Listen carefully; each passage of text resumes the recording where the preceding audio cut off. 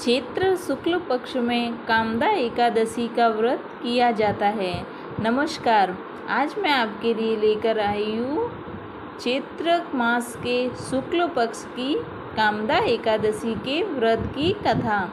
इसका महत्व भगवान श्री कृष्ण ने युधिष्ठिर को सुनाया था। चैत्र नवरात्रि के बाद यह एकादशी मनाई जाती है।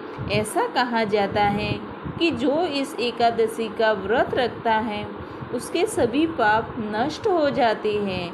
यह एकादशी बहुत पुण्यमयी है। पाप रूपी ईंधन के लिए तो वह दावानल ही है। इसकी कथा ध्यान से सुनिए। इस एकादशी की पौराणिक कथा भगवान राम के पूर्वज राजा दिलीप ने भी गुरु वशिष्ठ से सुनी थी। कथा के अनुसार प्राचीन काल में पौंडरिक नाम का एक राजा राज्य करता था। वह भोंगीपुर नगर में रहता था। राजा प्रजा के लिए कोई काम नहीं करता था और किसी भी तरह प्रजा का ध्यान नहीं रखता था। वह हर वक्त भोग विलास में डूबा रहता था। उसके ही राज्य में एक पति पत्नी रहते थे जिनका नाम ललिता और ललित था। दोनों आपस में सच्चा प्रेम करते थे। ललित राजा के यहाँ संगीत सुनाता था। एक दिन राजा की सभा में ललित संगीत सुना रहा था। तभी उसका ध्यान अपनी पत्नी की ओर चला गया और उसका स्वर बिगड़ गया। उसे देखकर राजा पौंडरिक का क्रोध 7वें आसमान पर पहुंच गया। राजा इतना क्रोधित हुआ कि उसने क्रोध में आकर ललित को राक्षस बनने का श्राप दे दिया। राजा के श्राप से ललित मांस खाने वाला राक्षस बन गया। अपने पति का हाल देख ललिता बहुत दुखी हुई। पति को ठीक करने के लिए हर किसी से उपाय पूछती रही। ललिता का पति भयंकर मुख वाला, विकराल आंखें और देखने मात्र से डरा देने वाला बन गया। ललिता अपने पति की विकराल आकृति देख मन ही मन बहुत चिंतित हुई। भारी दुख से कष्ट पाने लगी। वह रोती हुई घने जंगलों में पति के पीछे पीछे घूमने लगी। वन में उसे एक सुंदर आश्रम दिखा।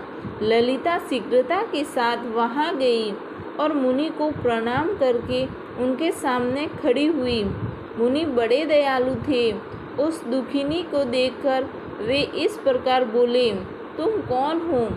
कहाँ से यहाँ आई हो? ललिता ने कहा, मेरा नाम ललिता है। मेरे स्वामी अपने पाप दोष के कारण राक्षस हो गए हैं। उनकी यह अवस्था देखकर मुझे चैन नहीं है। इस समय मेरा जो कर्तव्य हो वह बताइए।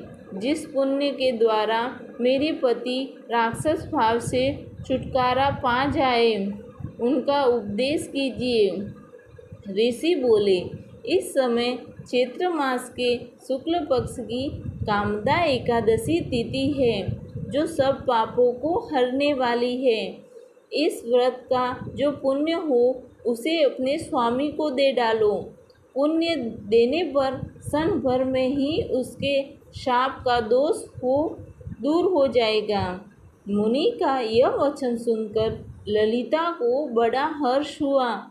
उसने एकादशी को उपवास करके द्वादशी के दिन उन ब्रह्मर्षि के समीप ही भगवान वासुदेव से अपने पति के उद्धार के लिए यह वचन कहा, मैंने जो यह कामदा एकादशी का व्रत किया है उसके पुण्य के प्रभाव से मेरे पति का राक्षस भाव दूर हो जाए।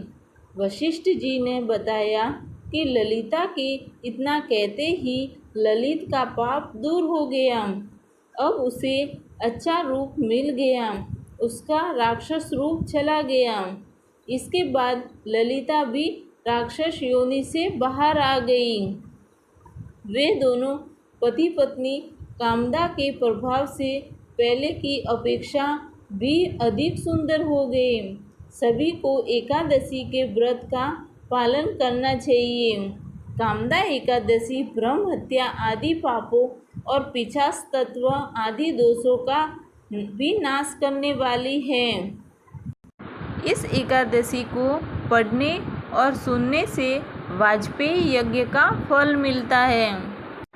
इस व्रत का पालन करने से भगवान विष्णु की कृपा प्राप्त होती है और जीवन में सुख, शांति और समृद्धि आती है। इस व्रत की महिमा ऐसी है कि इसका पालन करने वाला व्यक्ति सांसारिक दुखों और कष्टों से मुक्त हो जाता है। अगर आपको मेरी कथा पसंद आए तो लाइक, शेयर और सब्सक्राइब ज़रूर करना। जय श्री कृष्ण।